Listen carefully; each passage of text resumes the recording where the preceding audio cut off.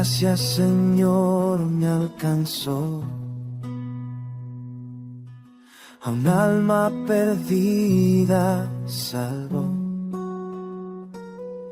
Fui ciego, hoy puedo ver. Continuamos con este tema de los testigos de Jehová. Estamos en el punto número 9, la inmortalidad del alma. Los testigos de Jehová consideran que el alma no es mortal. El alma muere cuando el cuerpo muere, para creyentes y para incrédulos.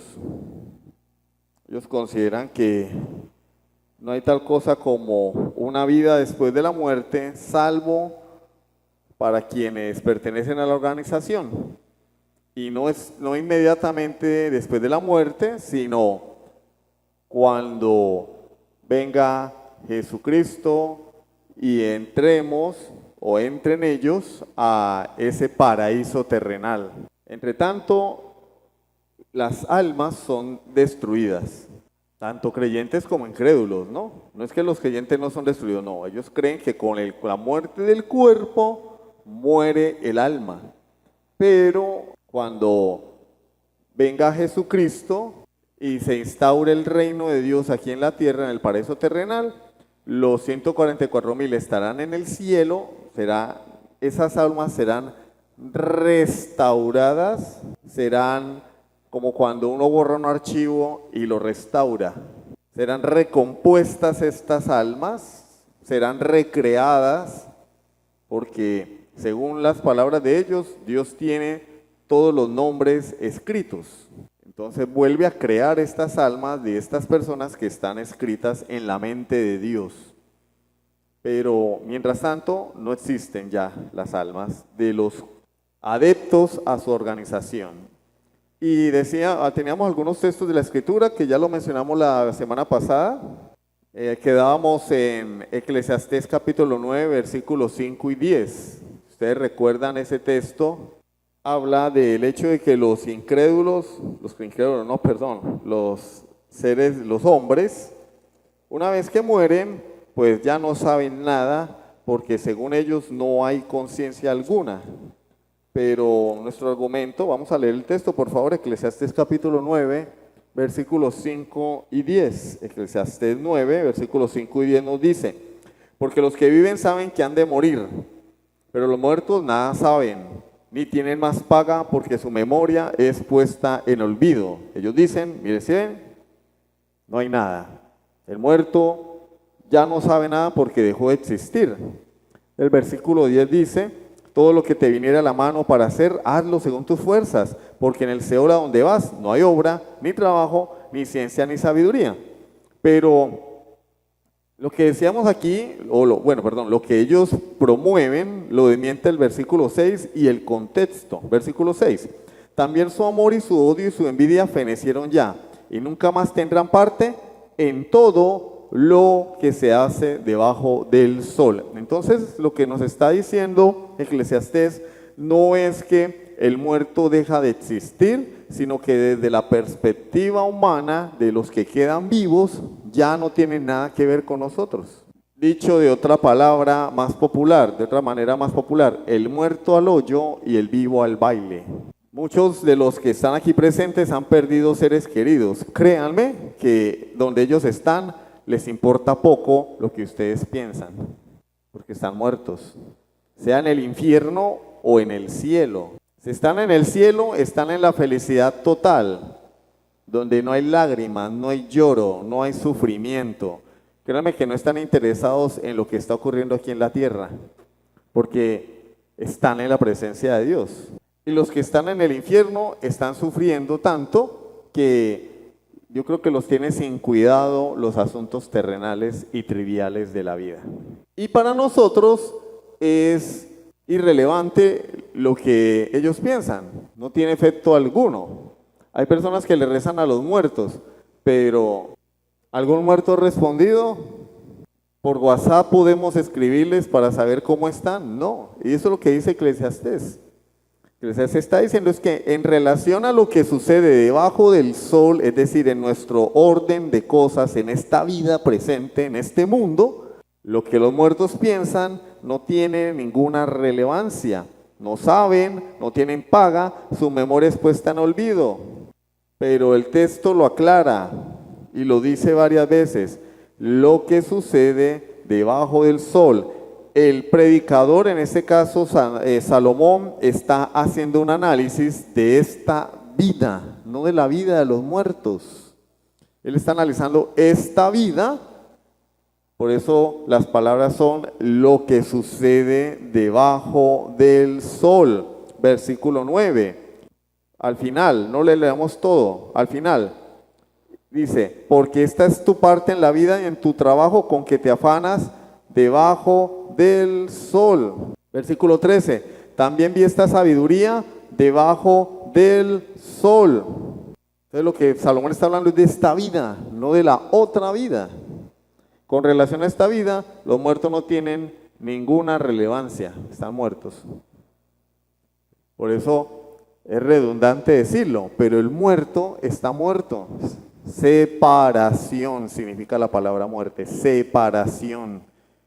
Ya no tiene nada que ver con nosotros. No, es que yo pienso mucho en mi abuelita y yo sé que ella no sabe, ya no tiene ni idea, hermano. Si usted está pensando en ella, si llora por ella, no. Está separada de nosotros, no tiene ni idea. Y nosotros tampoco sabemos nada de ellos porque estamos, ¿qué? Separados. Este mundo no tiene nada que ver con el otro mundo, ni el mundo de allá tiene que ver con el mundo de acá. De hecho, cuando el rico le pide a Abraham que envíe a Lázaro, primero Abraham le dice, no pueden pasar de aquí para allá, del paraíso al infierno, ni de allá para acá, porque hay un gran abismo entre nosotros. Y le dice, bueno, entonces envíalo a mis hermanos. Tal vez cuando lo vean resucitar se arrepientan. Y él le dice, tampoco.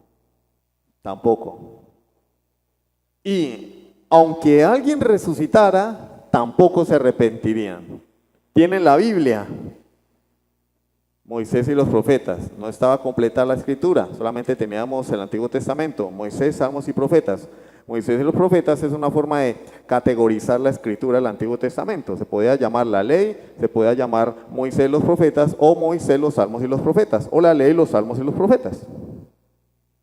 Cuando le dice a Moisés y a los profetas tienen, óiganlos, le está diciendo, ahí está la Biblia. Ahí está la Biblia. ¿Quieren ser salvos? Ahí está la Biblia. Pero así alguien resucite los muertos, no se van a arrepentir. Porque lo que salva no son los shows ni los milagros, lo que salva es la palabra de Dios. Jesucristo revelado a través de la Escritura. Pero tampoco Lázaro vino del otro mundo a predicarle a los pobrecitos hermanos del rico.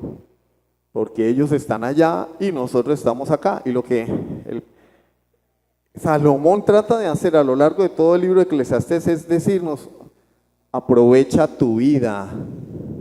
Aprovecha tu vida, porque la vida se va.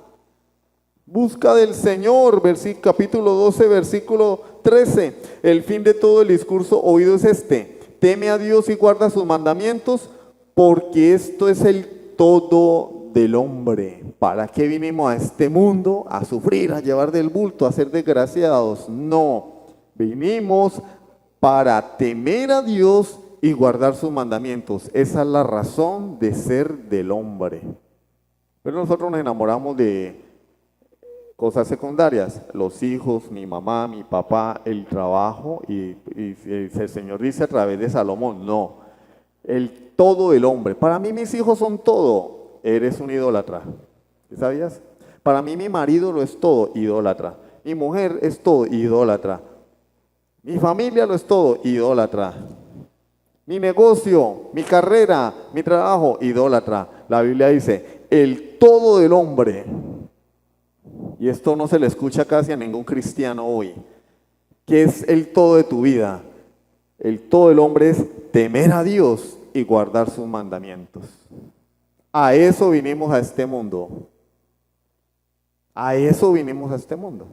Entonces, lo que nos está diciendo Eclesiastés no es que los muertos dejan de existir, lo que está diciendo Eclesiastés es aprovecha tu vida, porque es mejor perro vivo que león muerto. ¿Estás vivo? Aprovecha tu vida.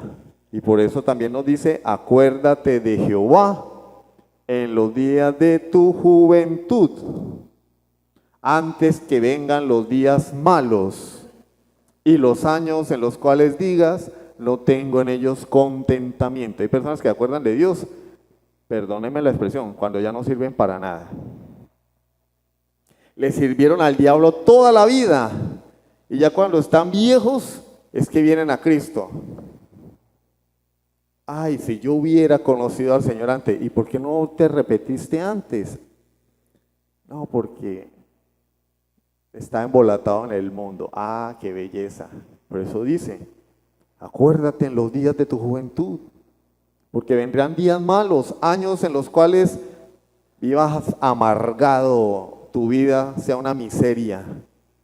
Los años en los cuales diga, no tengo en ellos contentamiento. La vida no tiene sentido. Ah, pero cuando estabas pasándola bueno, disfrutando, pasándola bacano, de rumba en rumba, de hombre en hombre, de mujer en mujer, sonreías, te reías.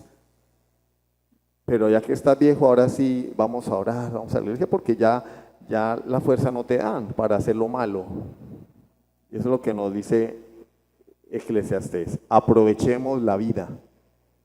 No está hablando del mundo de los muertos. Eso sería sacar el texto de contexto. Sigamos, y ya los versículos pues ya los mencionamos, Apocalipsis 6 del 11, Lucas 16 del 19 al 31, la parábola del rico y Lázaro.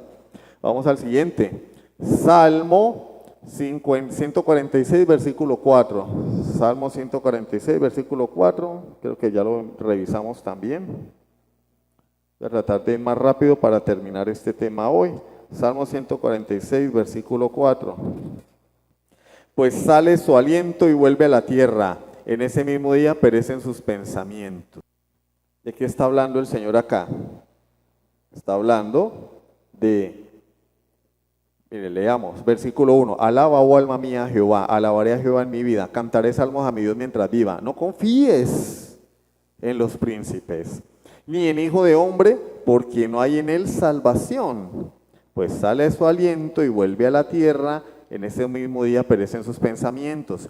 Bienaventurado aquel cuyo ayudador es el Dios de Jacob. ¿De qué está hablando aquí el salmista? ¿Del otro mundo? El tema del salmista es hablar de que en el otro mundo, cuando la gente se muere, ya no existe. No, está haciendo un contraste entre opuestos, un contraste entre los seres humanos en los cuales confiamos nosotros y aquel bienaventurado que confía en Dios. Porque el que confía en el hombre, dice, el que confía en los príncipes, se muere el príncipe y ay, se murió el hombre que me iba a prestar el dinero y ahora estás en la inmunda porque confiaste en un mortal. Ni siquiera sus pensamientos, su buena intención, es que él tenía la intención de ayudarte, sí, pero ya no sirve, se murió. Se murió y se le olvidó escriturarme la casa y ahora, pero no, él lo iba a hacer, él me iba a decir, sí, pero de malas, se murió. Confiaste en un hombre, en un mortal, confía en Jehová. Lo que hace se refiere a los planes del hombre. Sus planes, cuando mueren, mueren con él. Oiga, entonces el papá, ya todo viejito, tenía toda la intención de escriturarle la casa al hijo. Tenía planes y el hijo está esperanzado. No, mi papá se muere, como algunos, sinvergüenzas, ¿no? Cuando mi papá se muera, me va a dejar la casa. Se mueren ellos primero, hombre. Se mueren ellos primero. Termina el papá enterrándolos. ¿Por qué? Por avarientos. No se ha muerto el papá, ya lo están matando para quitarle la casa. Pegados de un poco de ladrillos ahí. Pero bueno, cada quien su cuento, ¿cierto? Los creyentes no deben comportarse así, ¿no? Ya les digo de antemano, el creyente no tiene que por qué estar pensando cuándo se va a morir mi papá para ver qué me va a dejar. No, pues, le falta es que lo mande a matar. No, eso no es de un creyente. Entonces el muchacho está esperando que el papá se muera para que le deje la herencia. Y el papá, sí, hijito, yo le voy a... Se murió el viejito. Él tenía intenciones de escriturarle. No sirve, hermano, ya se murió, se fregó. Y el joven confió en el viejito que se iba a morir. Y ese es el tema del Salmo. Y así el papá tuviera las mejores intenciones en dejarle sus propiedades, ya no sirve. O tenía proyectos de hacer, de viajar, de construir, ya se murió. Sus pensamientos mueren con él. Acá no está diciendo que es que cuando la persona se muere, en el otro mundo no va a pensar. No está mencionando eso. Eso es sacar el texto de contexto. No habla de la destrucción del alma, sino de los planes humanos. Segunda a los Corintios 5:8. Segunda a los Corintios, capítulo 5, versículo 8. Pero confiamos y más quisiéramos estar ausentes del cuerpo. Es que de verdad Pablo estaba loco, estaba chiflado, porque ¿cómo decir ausente del cuerpo si al estar ausente del cuerpo iba a desaparecer, sí o no? Según los testigos de Jehová, cuando él se muriera, se iba a acabar todo. Entonces, ¿para qué quería morirse? Una bobada, ¿cierto? Es una bobada querer morirse para dejar de existir. A menos que los testigos de Jehová estén equivocados, y el creyente una vez muere, va a la presencia de Dios, como lo afirma Pablo. Confiamos y más quisiéramos estar ausentes del cuerpo y presentes al Señor. Pablo nos está diciendo, hermano, cuando uno se muere, el creyente se va para el cielo. Punto. Se murió, se fue para el cielo a la presencia de Dios. Eso es lo que dice Pablo. Los testigos de Jehová dicen, no, se murió y se acabó todo. Bueno, entonces hay que tachar, arrancar esta hoja de la Biblia, ¿cierto? Arrancar esta hoja de la Biblia y creerles a ellos, ¿sí? Debe ser. Hebreos 12:23. Hebreos 12:23. Hebreos capítulo 12, versículo 23. A la congregación de los primogénitos que están inscritos en los cielos, o sea, los creyentes, a Dios, el juez de todos, a los espíritus de los justos hechos perfectos. ¿Qué dice? Acá no dice ¿por qué va a hablar de esto si los espíritus supuestamente desaparecen en el momento en que, ¿cierto?, el hombre muere? Su alma o espíritu, su parte inmaterial, es destruida. Pero acá no dice eso. Acá dice que los espíritus de los justos son hechos perfectos. Una vez el creyente muere, es hecho perfecto. Y va a estar durante toda la eternidad con Dios. ¿Por qué? Porque llegan a su destino eterno. Ya no van a tener luchas con el pecado. Ya no vamos a tener que todos los días estar sufriendo las consecuencias del pecado, luchando contra nuestra propia carne, nuestras pasiones, deseos, llorando cuando pecamos, arrepintiéndonos. No, ya vamos a estar completos, ninguna relación con el pecado. ¿Quiénes? Los espíritus o las almas de los justos. Siguiente. Primera a Timoteo 6:16, un texto que ellos usan para decir, no, hermanos, ustedes están equivocados, el alma no es inmortal.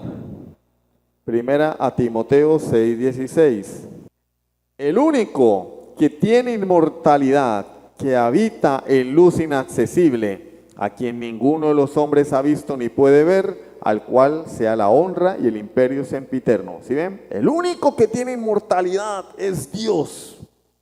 Los demás dejan de existir. Primero, el texto no está hablando de eso. El texto no está hablando de eso. Ese no es el tema de Pablo aquí. El tema de Pablo no está aquí. Esto es una doxología que Pablo está haciendo, una alabanza a Dios al final de la primera carta a Timoteo. El tema de Pablo es consejos o mandamientos para Timoteo. Timoteo, huye de las cosas del mundo, pelea la buena batalla de la fe, guarda el mandamiento, vive en santidad, sé inmaculado hasta que Cristo venga. ¿Por qué? Porque Él es el Rey de Reyes, el soberano. Ay, bueno, ¿y por qué no citan eso? El versículo 15 no lo citan. El versículo 15, mire, la cual a su tiempo mostrará el bienaventurado y solo soberano Rey de Reyes y Señor de Señores. Eso no lo citan. Ahí está hablando de Jesús, ¿no? Versículo 16. El único que tiene inmortalidad, que habita en luz inaccesible. Claro. ¿Quién es el único que tiene inmortalidad? Dios. ¿Quién es el único eterno? Dios. Dios es eterno. Pero cuando una persona se arrepiente, ¿qué es lo que Dios le da? Vida eterna. Entonces lo que Dios hace es que le concede inmortalidad a los creyentes. Inmortalidad a los creyentes. Nosotros no somos inherentemente inmortales porque nosotros tenemos un comienzo cuando papá y mamá nos hicieron. Y la inmortalidad no radica en el hecho de existir por siempre, para siempre. No, la inmortalidad que nos concede Dios, la vida eterna, es estar con Él. A los incrédulos, ¿qué les viene? Muerte eterna, separación eterna. Al creyente, vida eterna, la vida de Dios que Él nos da al hacernos sus hijos, o nos da su naturaleza, nos comparte su naturaleza, nos hace nacer. Nacemos de lo alto, nos hace nacer de nuevo a través del Espíritu Santo. Ahora somos hijos de Dios por adopción. Acá nos está diciendo que el único, el que tiene inmortalidad es Dios y nadie más. No, acá está mencionando un atributo de Dios, su eternidad. ¿Cómo lo sabemos? Bueno, que habita en luz inaccesible, a quien ninguno de los hombres ha visto ni puede ver, al cual sea la honra y el imperio sempiterno. Está exaltando a Dios a través de la mención de sus atributos. No está diciendo, es que el único que tiene mortalidad es Dios y nadie más. Los demás se van a dejar de existir. Ese no es el tema de Pablo aquí. Y está claro para nosotros que el único que es inmortal es Dios. El único eterno es Dios, desde siempre y para siempre. Pero el que cree en Cristo tiene vida eterna. ¿Ve? A partir del momento en que papá y mamá nos hacen, somos ¿qué? Inmortales. Y unos van a disfrutar por la eternidad con Dios, otros van a ser atormentados en el infierno por toda la eternidad. Pero las almas no van a morir. Ni siquiera Pablo menciona el tema del alma aquí en este texto.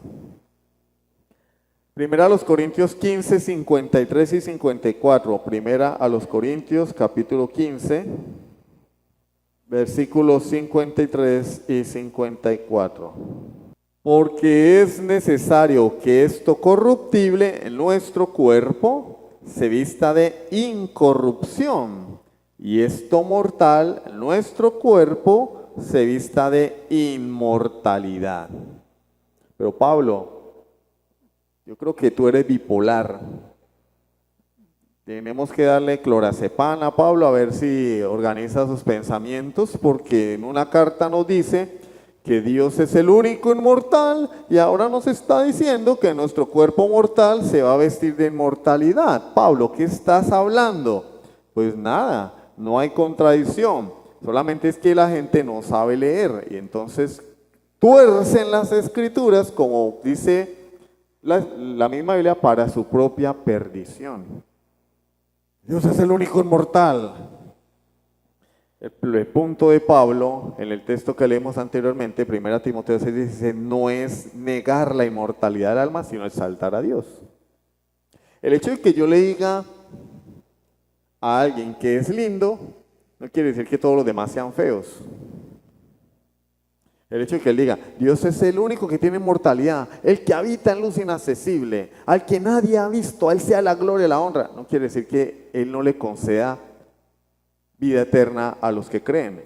Pero acá sí está diciendo, además la Biblia se complementa y se explica a sí misma. Ese es un pasaje que podríamos llamar que es un tanto oscuro, difícil de entender. Entonces, ¿qué debo hacer yo cuando me encuentro con un pasaje oscuro? Busco un pasaje que tenga luz, un pasaje claro, donde Dios me hable así, claro y raspado. Entonces venimos a 1 Corintios, allí nos dice que nuestro cuerpo mortal va a ser revestido de inmortalidad. Ah, claro, Dios nos concede su inmortalidad cuando creemos en Cristo. Es la esperanza del creyente. Versículo 54. Y esto corruptible se haya vestido de incorrupción, y esto mortal se haya vestido de inmortalidad. Entonces se cumplirá la palabra que está escrita: sorbida es la muerte en victoria. Versículo 55. ¿Dónde está, oh muerte, tu aguijón? ¿Dónde, oh sepulcro, tu victoria? Cristo venció la muerte en la cruz del Calvario. Resucitó entre los muertos. Y así como Cristo resucitó, todos los que creyeron en Él van a resucitar. Y eso es lo que esas almas están esperando en la presencia de Dios, la resurrección de sus cuerpos. ¿Y para qué? Pues porque nosotros no vamos a estar en la eternidad en un mundo inmaterial. No, vamos a estar en la eternidad aquí. Lo que Pablo dice en 1 Corintios 15. Vamos a estar aquí con el mismo cuerpo que tuvo Jesús cuando resucitó. Esperamos aquel día. Juan 11, 25 al 26. Juan capítulo 11, versículos 25 al 26. Vuelvo y les digo, si nosotros morimos y somos exterminados, si nuestras almas dejan de existir, pues entonces no hay infierno, no hay castigo por el pecado y Dios es un Dios injusto. Juan 11, 25 y 26. Le dijo Jesús: yo soy la resurrección y la vida. El que cree en mí, aunque esté muerto, ¿qué? ¿De qué está hablando allí el Señor? ¿De la muerte física o de la muerte espiritual? ¿De la muerte física o de la muerte espiritual? ¿Qué dicen? Pregunto. ¿De qué muerte está hablando allí el Señor? La muerte espiritual, dice la hermana Maritza. El que cree en mí, aunque esté muerto, vivirá. Esto lo dice Jesús en el contexto de la resurrección de Lázaro, ¿no? Su amigo amado Lázaro había muerto, llevaba 4 días ahí pudriéndose y él lo resucita, ¿sí? Antes de resucitarlo dice estas palabras. Entonces cualquiera puede decir, bueno, no, él está hablando de la muerte física, pero Lázaro se volvió a morir, ¿sí o no? Él resucitó a Lázaro, pero Lázaro volvió a morir. Y si lo que él estuviera diciendo hubiera sido aplicado a la muerte física, falló, porque Lázaro se volvió a morir. Está hablando desde la muerte espiritual, el que cree en mí. Miren lo que dice, leamos el contexto, por eso es importante leer el contexto. Marta le dice a Jesús, versículo 21, Señor, si hubieses estado aquí, mi hermano no habría muerto, mas también sé ahora que todo lo que pidas a Dios, Dios te lo dará. Jesús le dijo, tu hermano resucitará. Marta le dijo, yo sé que resucitará en la resurrección en el día postrero. Le dijo Jesús, yo soy la resurrección y la vida. El que cree en mí, aunque esté muerto, vivirá. Y todo aquel que vive y cree en mí, no lo busca. Ay, no trajeron la Biblia. Les voy a poner 0 a todos. No morirá. ¿Cómo? ¿Qué dice? Y entonces, ¿qué hacen los testigos con ese versículo? Cuéntenme. ¿Qué hace el testigo? No morirá eternamente. ¿Crees esto? Le dijo, sí, Señor, yo creo que tú eres el Cristo, el Hijo de Dios que has venido al mundo. ¿De qué está hablando él? De la vida eterna. No morirá eternamente. Ellos dicen, no, aún los creyentes muere su alma. Cuando mueren, su alma deja de existir. Y Dios tiene en un pizarrón escrito los nombres de los muertos que pertenecieron a la Watchtower. Y cuando venga la resurrección y venga Cristo a instalar su reino aquí en la tierra, entonces lo que él hace es decir, Juanito, bueno, vamos a volverlo a crear, a recrearlo. Volvámoslo a hacer. No. El creyente está vivo en la presencia de Dios. Y volvemos, tenemos que volver a citar hoy mismo estarás conmigo en el paraíso. Hoy. ¿Qué dijo Jesús cuando le preguntaron por el hombre que había muerto? Su esposa pasó al otro hermano y al otro hermano y al otro hermano. Y le dicen, ¿de cuál de todos será, en la resurrección, de cuál de todos será esposa? Y el Señor le dice, Dios no es Dios de muertos, sino de vivos. ¿Cómo se llamaba el Dios cuando se le presentó a Moisés? Yo soy el Dios de Abraham, de Isaac y de Jacob.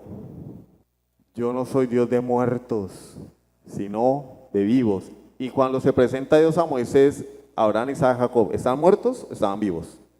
Estaban muertos. ¿Físicamente o espiritualmente? Físicamente, porque espiritualmente estaban vivos en la presencia de Dios. Continuemos. Dígame, por favor, amorcito. Ya leímos el 26, sí, claro. Nefesh y psique, de donde viene psicología, psiquiatra, psiquis. Nefesh, ya dijimos que es la palabra hebrea para alma que aparece en el Antiguo Testamento. Y la palabra nefesh literalmente significa vida o persona, literalmente. Pero según el contexto se interpreta como alma, ¿sí?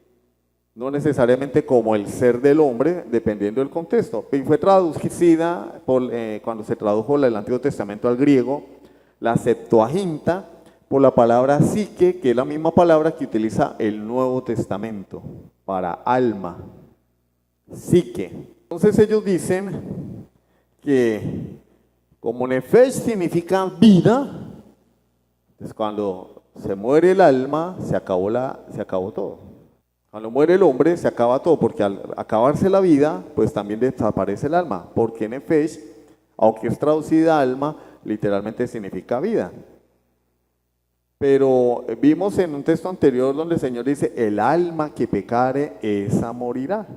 Y está hablando de ¿qué? De la condenación eterna. No está diciendo todas las almas van a morir, el alma que pecare, haciendo referencia al ¿qué? A los incrédulos, a los impenitentes.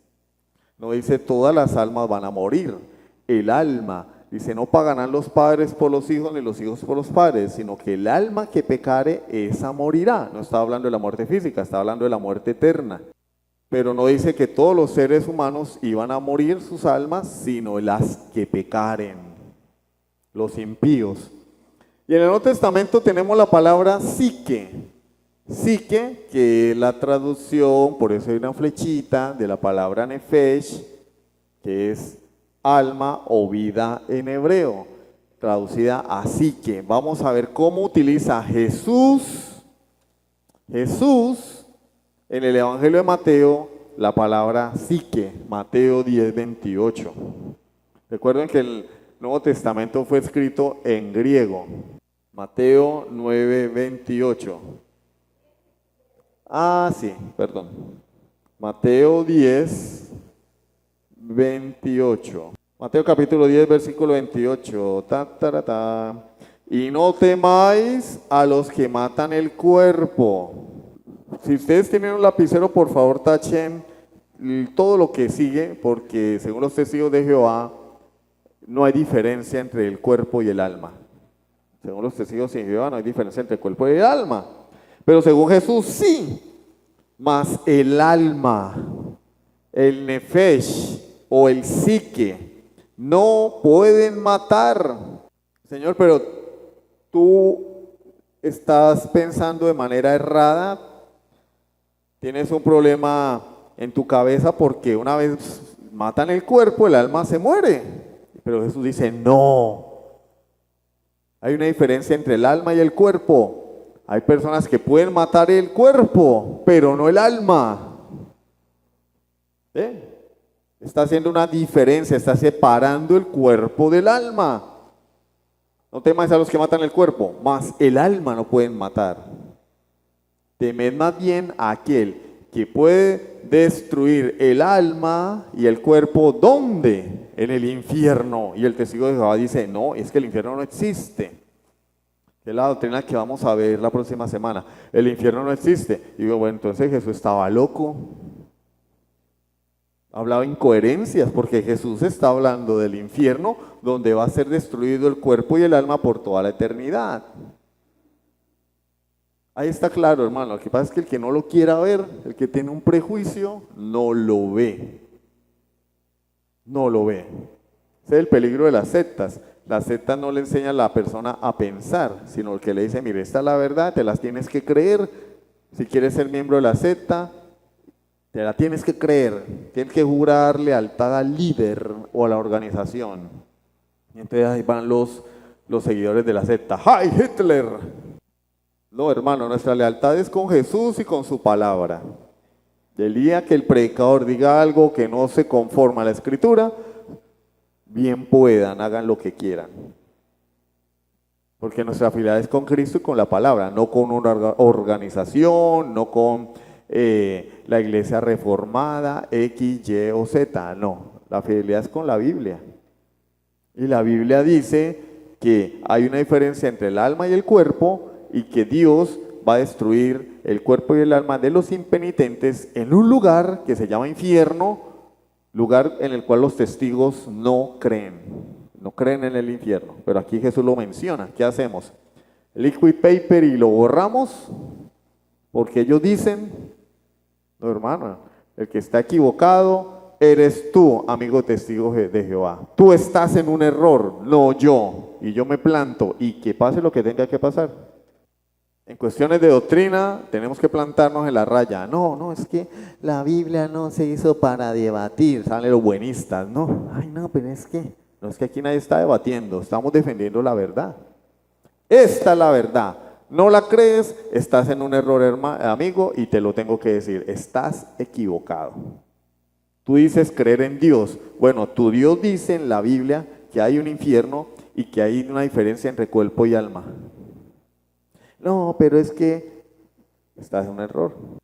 Primera a los Tesalonicenses 5:23. Primera a los Tesalonicenses 5:23.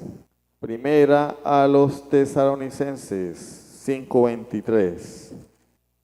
Y el mismo Dios de paz os santifique por completo, y todo vuestro ser, espíritu, psique y cuerpo. ¿Sí? La palabra alma en el Nuevo Testamento es la palabra psique. Si Pablo no hubiera querido hacer una diferencia entre la parte material del hombre y la parte inmaterial, pues hubiera hecho todo vuestro ser, punto. Igual ser para los testigos de Jehová es el todo del hombre, el alma y el cuerpo, porque son lo mismo. Pero Pablo dice, todo vuestro ser, espíritu, alma y cuerpo, sea guardado irreprensible para la venida de nuestro Señor Jesucristo. Pablo está haciendo una discriminación en el hombre allí. Lo dice la palabra de Dios, espíritu, alma y cuerpo. Entonces no es lo mismo el alma y el cuerpo, no es lo mismo. Sigamos, a ver si podemos terminar. No creo que terminemos hoy porque ahí tenemos varios textos. Pero sí, como el cuadro comparativo sí lo vamos a terminar hoy. Platón, no el Platón del agua o en el que echan las mujeres agua caliente para ablandar las uñas de los pies. No, Platón el filósofo. Los testigos de Jehová dicen, es que ustedes creen en la naturaleza tripartita del hombre o bipartita por culpa de Platón, la influencia griega en la iglesia católico-romana, y como ustedes salieron de la iglesia católico-romana, entonces ustedes son seguidores de Platón, y por eso creen que el hombre tiene un cuerpo y un alma y un espíritu, o un cuerpo y un alma, porque esa fue una idea de Platón. Y si es verdad, esa fue una idea que Platón propuso. Platón creía que el alma no nace ni muere. Miren la diferencia. Platón creía que el alma no nacía, sino que el alma preexistía. Y de la misma manera el alma tampoco moría. Entonces, ya empezamos, tenemos una diferencia con Platón, porque nosotros sí creemos que el alma nace en la concepción. Que Dios nos da el alma cuando somos concebidos, cuando somos concebidos, allí es el origen de la vida, no en el nacimiento como dicen los abortistas. El hombre tiene vida cuando papá y mamá tienen esa noche de copas, esa noche loca. Una noche de copas, una noche loca. Bueno, allí ya hay vida. Y allí ya somos un ser viviente, que tenemos un alma. Platón dice, no, el alma existe desde siempre. Ya, primera diferencia con Platón. Platón creía que el alma provenía del mundo de las ideas, un mundo ininteligible, por allá del más allá, donde solamente hay verdad, belleza y justicia. Y que al encarnarse el alma, pues viene a vivir en una cárcel. Otra diferencia con Platón, porque nosotros no creemos que el cuerpo sea una cárcel. De allí el dualismo platónico, que lo siguieron los gnósticos y también lo siguieron los docetistas y penetró en la iglesia. Porque el cuerpo es corrupto, el cuerpo es malo, porque el alma es pura, el alma es bella. Entonces los gnósticos comenzaron a decir, no, pues nosotros pecamos con el cuerpo, no con el alma, tan inteligentes, ¿no? Vivos, los hombres que eran vivísimos. No, yo fornico con el cuerpo, no con el alma.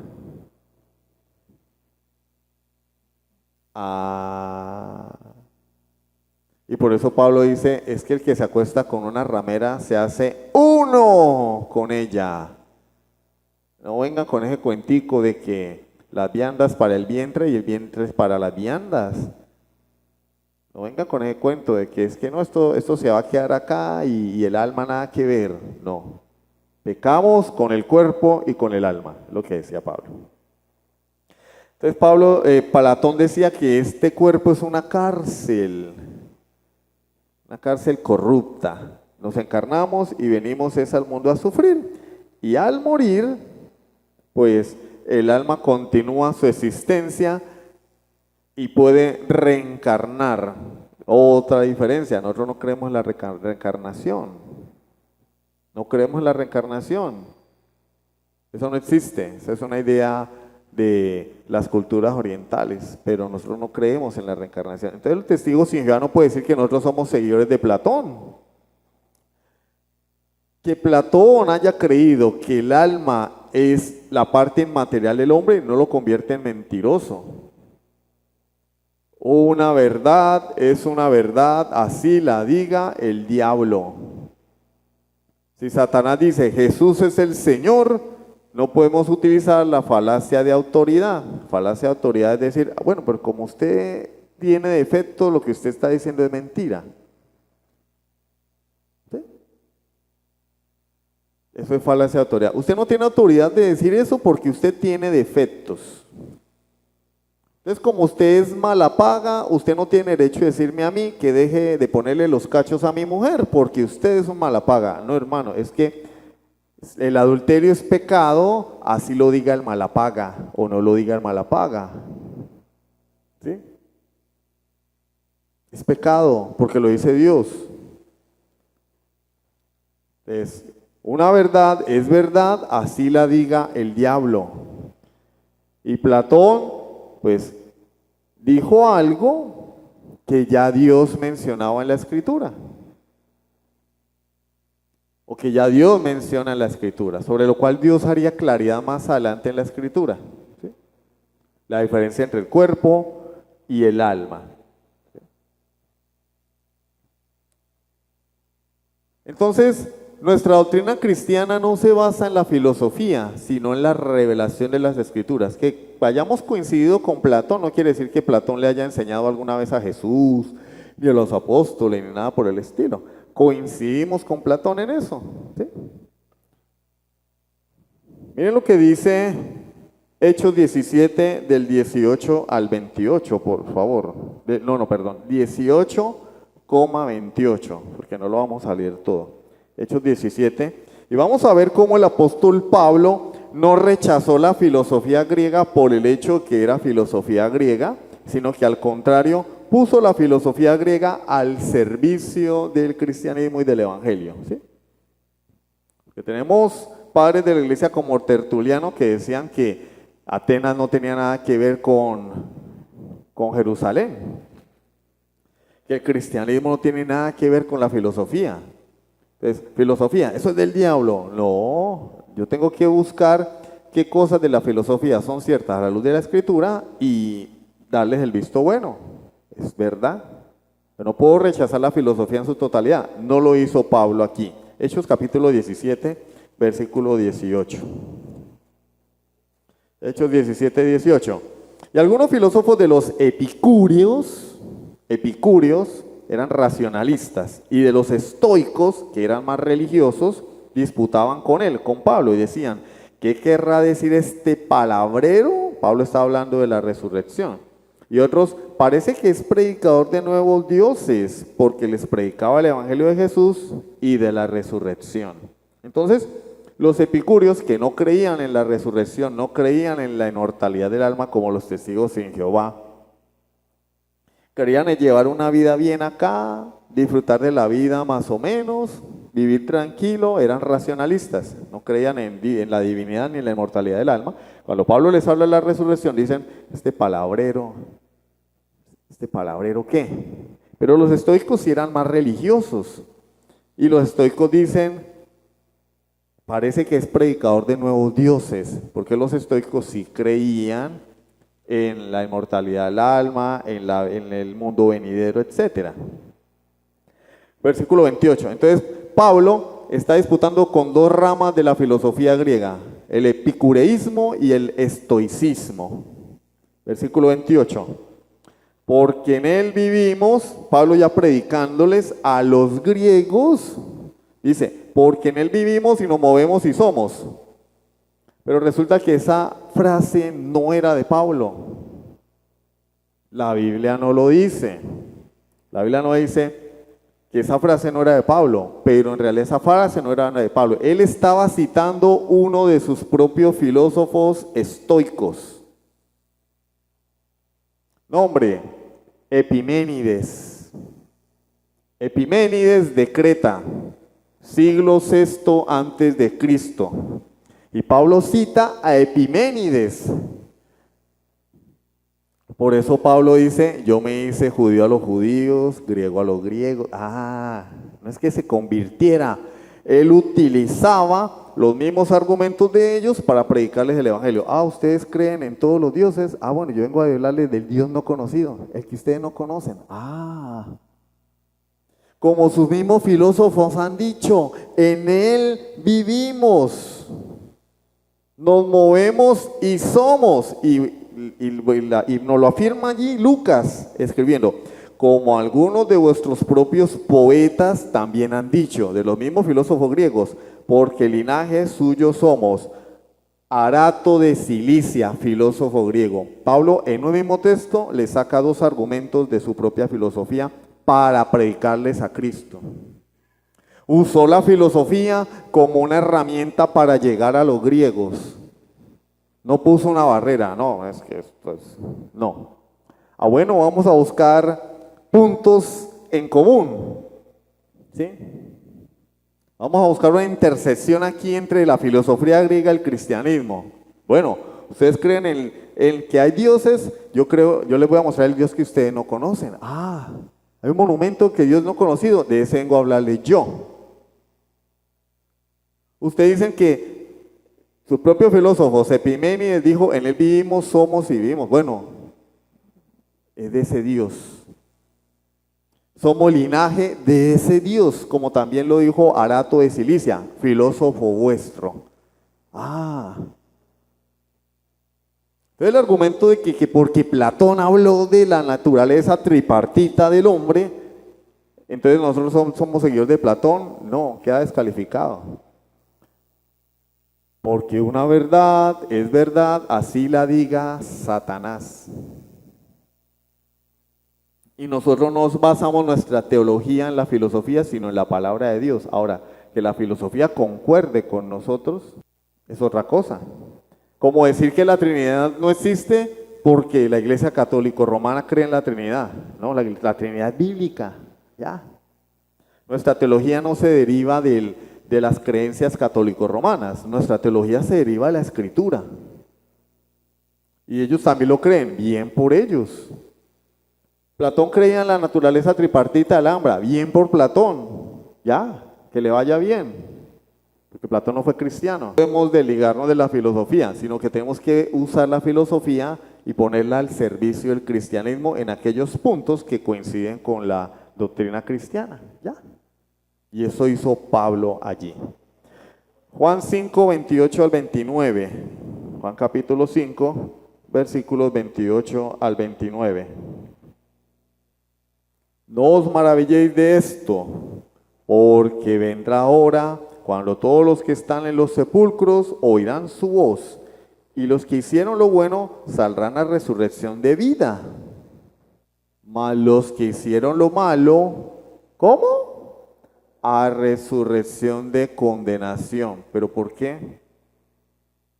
¿Por qué? Si según los testigos de Jehová los malos dejaron de existir, ¿para qué van a resucitar? ¿Sí ven la incoherencia con la Escritura? Si los malos dejan de existir, bueno, le compramos lo de que los 144,000 y la muchedumbre resucitan, listo. Bueno, le compramos que el alma dejó de existir y que Dios tiene un disco duro en el cielo, formateó el disco duro, pero hay que darnos los apuntadores, se llaman apuntadores, que por eso se llama apuntador, ¿no? Porque apunta a una dirección en la memoria. En la memoria no hay nada, pero ahí está el apuntador, y lo que Dios después hace es que restaura el sistema y vuelve y rescata los archivos borrados. ¿Cierto? Ve la lista y dice, bueno, Juanito, vamos a crearte otra vez, y a ti también, a ti también. Bueno, comprémosle eso, se la compro, pero es que acá dice que los muertos también van a resucitar. Y ellos dicen, no, todo el mundo es aniquilado, solamente resucitan los de la organización Watchtower. Entonces Jesús se equivocó, porque él está diciendo que va a haber una resurrección en la cual los buenos van a resucitar para vida, los creyentes, y los malos, resurrección de condenación. Entonces, ahí se cae el argumento de la aniquilación. Y también, como vamos a ver más adelante, yo creo que ya dentro de 15 días, de que no hay infierno, porque van a resucitar para ser condenados. ¿Sí ven? Apocalipsis 14, 11, y con esto terminamos. Uy, se cerró, uy, qué miedo. Apocalipsis 14, 11.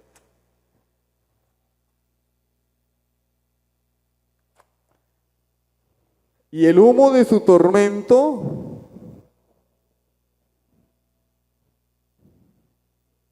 mire, versículo 9, a ver si a alguno les da miedo acá y se ponen mosca, se ponen las pilas, se pellizcan. Hermano, ¿usted por qué es tan coloquial? Pues también puedo ser más científico, pero no, pues a mí me gusta darme a entender, ¿sí? Y el tercer ángel lo siguió, 14:9, ¿no? Diciendo a gran voz, si alguno adora a la bestia y a su imagen, es decir, es incrédulo, y recibe la marca en su frente o en su mano. Ya quedó claro que la marca del anticristo no es ningún sello, ni ningún microchip, ni el código de barras, ni el QR, ni nada. Ya quedó claro que el sello de la bestia es tener las cosas del mundo en la mente y ponerlas por práctica, que eso es lo que representa la cabeza y la mano. Es un libro de símbolos.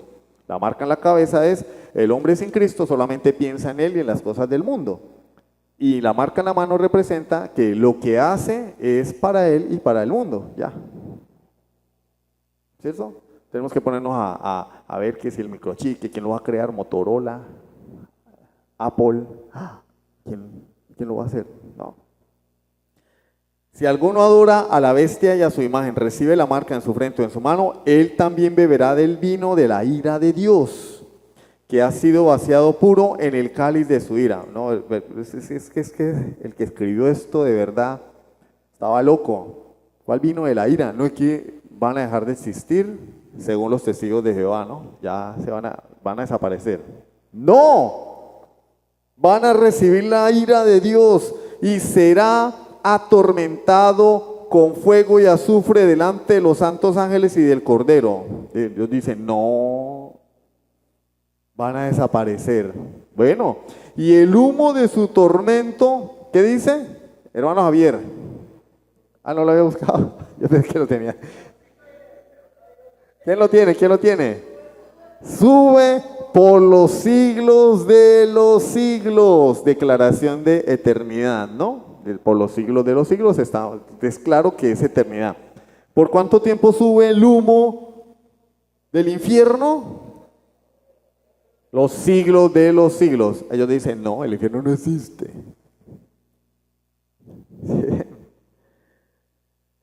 Y no tienen reposo ni de día ni de noche los que adoran a la bestia y a su imagen, ni nadie que reciba la marca de su nombre. Aquí está la paciencia de los santos, los que guardan los mandamientos de Dios y la fe de Jesús.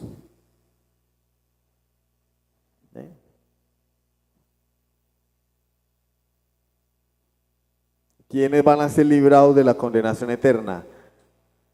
Los que guardan los mandamientos de Dios. Los mandamientos son del antiguo pacto, eso no es para nosotros. Pues, Juan se equivocó. Esto fue escrito en el nuevo pacto, entre el año 95 y 100 después de Cristo. Se equivocó Juan. Y el que le dio la revelación fue Jesucristo. Apocalipsis capítulo 1. Los que guardan los mandamientos de Dios y la fe de Jesús. ¿Sí ve? Fe manifiesta por obras. La fe de Jesús se evidencia en que guardamos los mandamientos de Jesucristo. ¿Ven? Pero ese no es el punto. El punto es que hay un lugar de eterna condenación porque el alma no desaparece. Los que mueren sin Cristo van a ser atormentados de día y de noche. Dice: no tienen reposo. Entonces el que cree que el alma desaparece, o el que cree que dice: no, bueno, pues si yo me porto mal, igual cuando me muera, se acabó todo. No. Jesús dice: mejor le hubiera, estaba hablando con mi esposa en estos días de lo terrible que sería eso, ¿no? Y dice Jesús: mejor le hubiera no haber nacido. Es mejor nunca haber existido que haber existido e ir al infierno por la eternidad. Esto es terrible. No se compara con ningún sufrimiento humano por toda la eternidad, hermanos. Y eso es lo que los testigos de Jehová tratan de borrar de la Escritura, ¿sí ve? Porque son una secta de error, porque niegan doctrinas fundamentales de la fe cristiana. Amén. Entonces vamos a dejar así por hoy. La semana entrante vamos ahora a ver qué dice la Biblia sobre el alma y nuestro destino eterno. si el Señor nos tiene con vida. ¿Listo? Vamos a orar.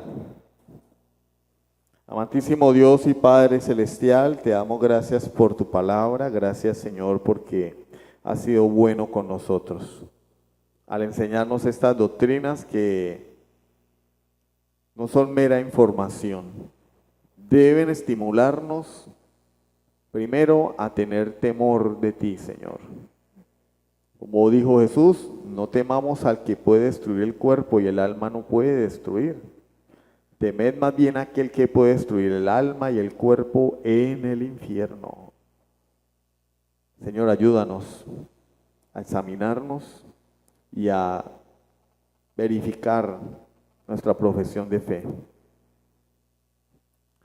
A revisarnos, Señor, porque nuestro deseo es estar contigo por la eternidad, pero de deseos no se vive, se requieren evidencias de la conversión verdadera.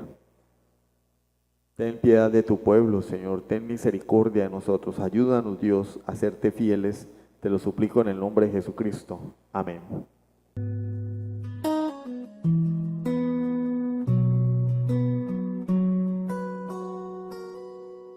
Tu gracia, Señor, me alcanzó. A un alma perdida salvó. Fui ciego, hoy puedo ver.